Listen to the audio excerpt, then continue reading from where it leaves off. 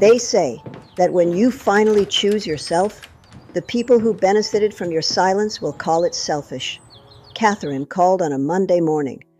I was on the porch with my coffee, watching a pelican glide low over the water. I looked at her name on the screen for a long moment. Then I answered, because I am not someone who runs. I am someone who finally stopped waiting. Mom. Her voice was tight, not soft, not broken, tight, the way it gets when she is trying to control something. I read your letter. I waited. I had learned, in 72 years, that silence is not weakness.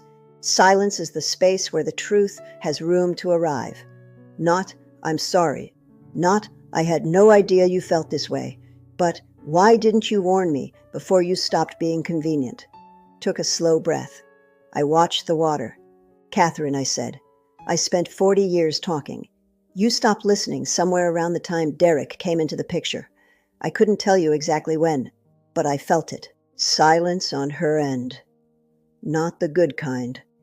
That's not fair, Mom. And I almost said, you're right, I'm sorry. The old reflex, the one I had been practicing my entire life. But I didn't say it. I let the silence hold. The money, Mom. You just canceled everything without any warning. Derek and I had things planned around that.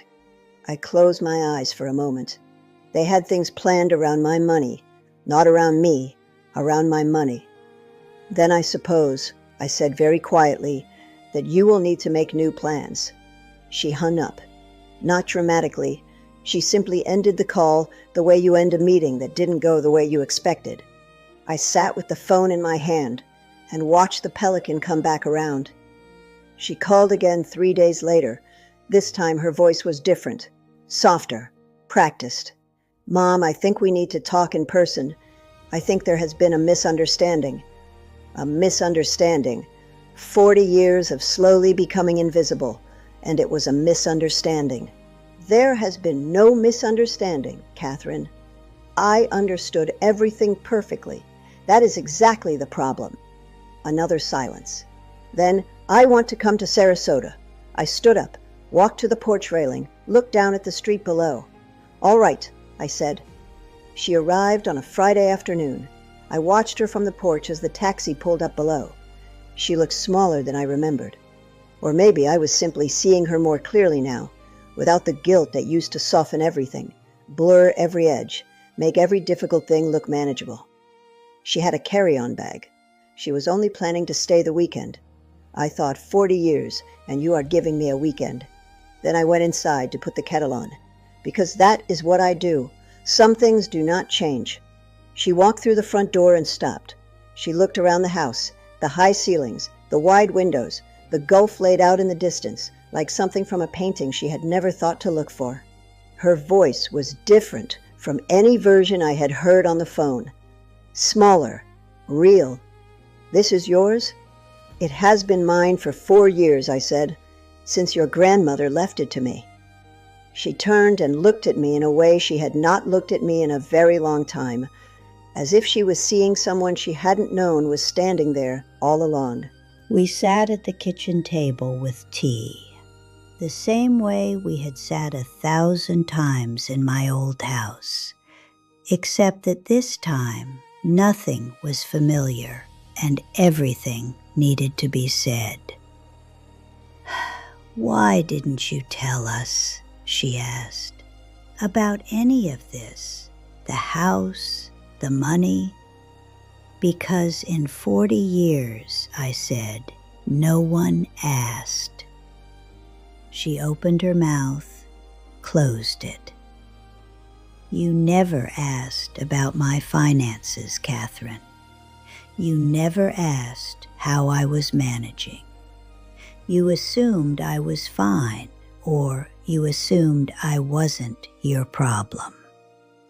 The tea went cold between us. That's not true, she said, but her voice had no conviction behind it. The last time you asked how I was doing, I said, genuinely asked, not as a greeting, not as a formality. I was 67 years old. You were pregnant with your first child. We were sitting in your kitchen and you were scared, and you reached across the table and said, "Mom, are you happy?" She stared at me. "I remember that," she whispered. "So do I said. "I have thought about that moment many times. It was the last time I felt like your mother instead of your resource." She started to cry, not quietly. Catherine has never done anything quietly. She cried with her whole body, shoulders shaking. And I sat across from her, and I did not immediately move to comfort her. That was new. That cost me something. Because my entire life, the moment Catherine cried, I dissolved. I crossed whatever room was between us, and I held her and I made it stop. But I had learned, alone on that porch, that sometimes the most loving thing is to let someone sit inside the feeling they have been avoiding. "I didn't know," she finally said. "I didn't know you felt like that." "I know you didn't," I said. "That is what I am trying to tell you." I had become so good at being invisible that even I had stopped noticing. "But why didn't you say something? Why didn't you tell me?" "Because I was afraid," I said, "that if I told you I was unhappy, you would tell me I was being dramatic, and I would believe you, because I had been believing that my whole life." She wiped her face with the back of her hand. She looked young in that moment, terribly young. "The card," she said. "Mom, it was just a silly card. Derek thought it would be funny." "I know," I said. "That is what makes it so important. Nobody in that room meant to hurt me. Nobody was being cruel. You were all just being honest without realizing it. And honest without realizing it is sometimes the most revealing thing of all." "Did we really make you feel like a burden?" she asked. "Yes," I said, simply. No softening, no but, just yes. The word landed between us like something dropped from a height. She didn't argue. That surprised me. I had prepared for defenses, for counterexamples, for that particular skill Catherine has always had of reframing a conversation until she is no longer the one who did something wrong. But she didn't do any of that. She just sat there, and I watched her absorb it. And I saw on her face something I had not seen in a very long time. Real shame. Not the defensive kind, the kind that comes when you look at your own behavior without excuses and recognize yourself in it. "Derek is angry," she said eventually, "about the will, about the money." "I expected that," I said. "He thinks you are punishing us." "I am not punishing you," I said. "I am simply no longer rewarding behavior that made me invisible. There is a difference, Catherine, and it is important that you understand it." She nodded slowly, but I could see that part of her was still calculating, still trying to find the path back to how things were. The path where Mom's money was available and Mom herself was optional. I had spent 40 years walking that path with her. I was not going to walk it again. "What do you want from me, Mom?" she asked. "Tell me what you want, and I will try. And I had to be careful here, because what I wanted to say was, I want you to want it without being told. I want you to understand without me having to explain. I want the relationship we should have had 20 years ago. But that is not how repair works. Repair is slower and more deliberate and much less satisfying than you imagine it will be. I want you to call me, I said, not to tell me something, not to ask me for something, just to call and ask how I am and mean it. She nodded. I can do that.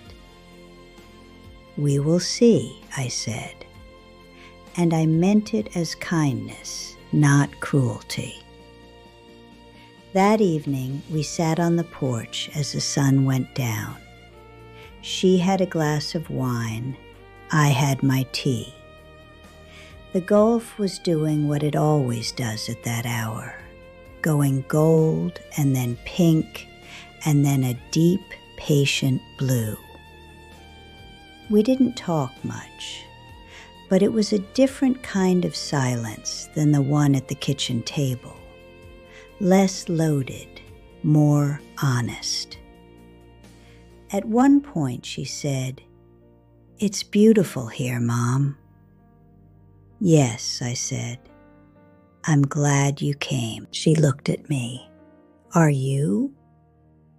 "I'm trying to be," she said. That was the most honest thing she had said to me in years, and I held it carefully, like something fragile that deserved to survive. She left on Sunday morning. The taxi came at 9. She hugged me at the door, longer than she had in years, long enough to mean something. "I'm going to talk to Derek," she said. "He needs to understand some things." "That is between you and Derek," I said. "I am not asking you to choose sides. I am asking you to see me. Those are different things." She pulled back and looked at me with something in her eyes I could not quite name. Recognition, maybe. Like she was seeing the outline of someone she had lost track of. "Okay, Mom," she said softly. "Okay." After she left, I stood in the doorway for a long time. I did not feel triumphant. I want to be clear about that. There is a version of this story where Olivia wins and Catherine loses, and justice is served and everyone goes home satisfied. That is not this story. What I felt was something much more complicated than triumph. A grief I had not expected for all the years we could not get back. For the mother and daughter we might have been if I had spoken sooner and she had listened earlier. Some losses are permanent. That is the part nobody tells you when you finally choose yourself. The freedom is real, and so is the cost. The weeks that followed were quiet. Catherine called on a Wednesday, just to call. She asked how I was sleeping. She asked what I had been painting. I told her, badly. I told her I had attempted a seascape and it looked like a bruise. She laughed. A real laugh, not the polite kind, not the performed kind, the kind from when she was young, before everything got so complicated. I held the phone and listened to that laugh and felt something loosen slightly in my chest. Not everything, just something. But Derek called too, and that conversation was different. Olivia, no greeting, just my name, used like a door closing. I need you to understand something. Catherine is upset, the kids are confused, and I am dealing with the fallout of decisions you made without consulting anyone. I let him finish. Derek, I said, I have been making decisions for 40 years without anyone consulting me. I am simply returning the courtesy. Silence. That's not how family works, he said. I agree, I said, which is exactly why I left. He tried another approach, the reasonable one, the one that had always worked on me before. Olivia, we are not bad people. We made mistakes, but cutting us off financially, changing your will, that is a punishment. You know that. What would you call 40 years of being the family's silent provider while being treated as an afterthought? I asked, because I have been trying to find the right word for that, and I haven't found it yet. A long silence. I didn't realize, he finally said. His voice had changed, less certain. I know, I said. That is the part that kept me up at night the most. 2 months after Catherine's visit, my oldest grandson called. He is 14. His name is James. He called from his bedroom. I could hear the specific quiet of a teenager trying to have a private conversation. Grandma Olivia? James. My heart did something complicated. Are you okay? Like, are you actually okay? Mom says you are, but she looks weird when she says it. I smiled. Children see what adults train themselves not to see. I am more than okay, I told him. I am something I haven't been in a long time. I am exactly where I want to be. Why did you leave? He asked. 14 years old, no preamble, no softening, just the question. Do you know what it feels like, I said, when you are in a room full of people and nobody sees you? Not because they are cruel, just because they have stopped noticing you are there. A pause. Yeah, he said, quietly, surprisingly. I felt that way for a long time, I said. And I finally decided I deserved to be somewhere that I was noticed. Another pause. Then, that makes sense, Grandma. That was worth more to me than I can say. He started calling every Sunday, not because anyone told him to. I asked Catherine, and she said she had no idea he was doing it. He would call and tell me about school, about a girl he liked, about a teacher he found unfair. Normal things, teenager things. And I would listen, really listen, the way I had always wanted someone to listen to me. That is how it started. One person choosing voluntarily to keep me in their life.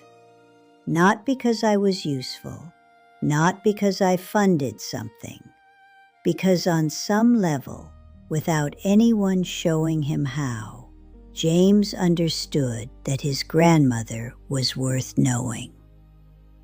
Catherine came back 3 months later. This time she stayed for 5 days. She slept in the second bedroom. She helped me cook. Badly, cheerfully, burning the onions and then laughing about it. She sat with me on the porch every morning. On the 3rd day, she said something I was not expecting. I talked to a therapist after you left.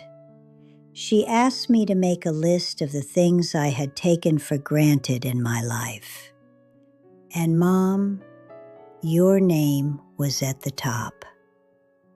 And then the length of the list scared me. I looked at her. She was looking at the water.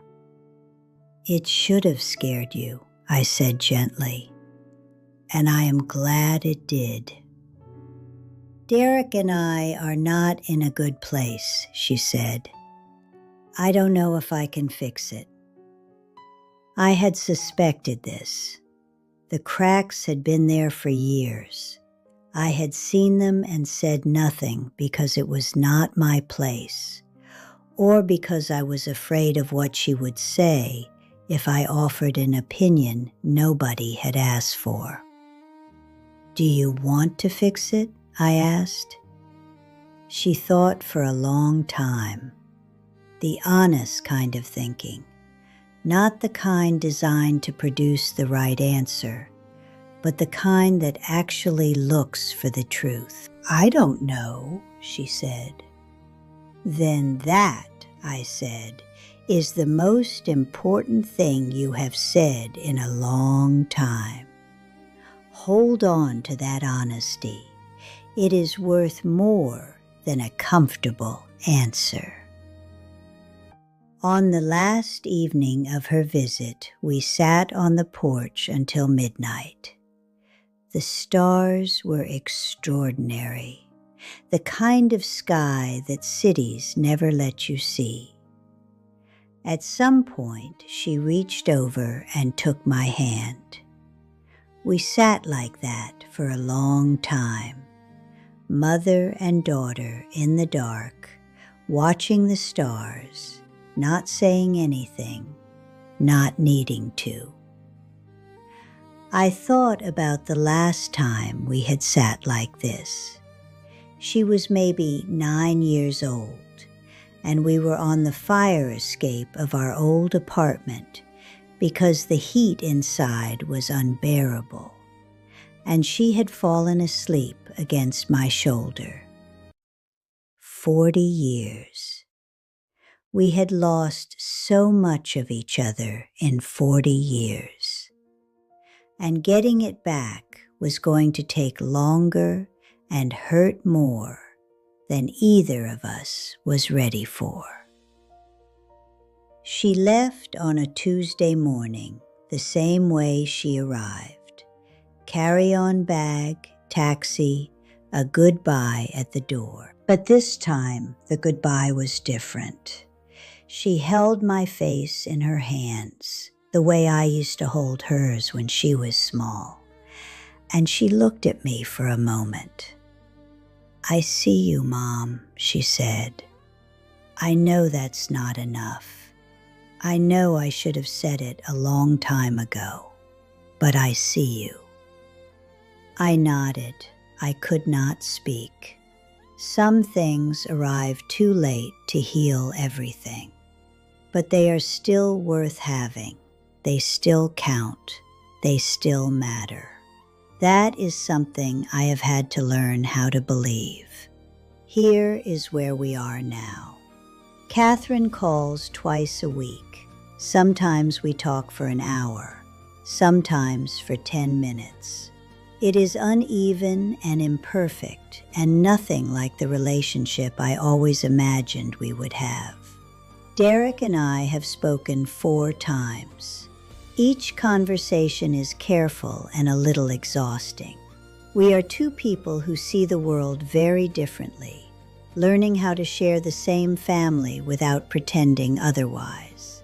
James calls every Sunday. He is still my favorite part of the week, and I am not ashamed to say so. The younger grandchild sent me a drawing last week. A woman on a porch, blue water behind her. Underneath, in careful letters, Grandma Olivia at her new house. It is on the refrigerator. My name is Olivia. I am 72 years old. I drink my coffee on the porch of a house in Sarasota, Florida, every single morning. I paint watercolors on Tuesday mornings. I walk along the water every evening at 6.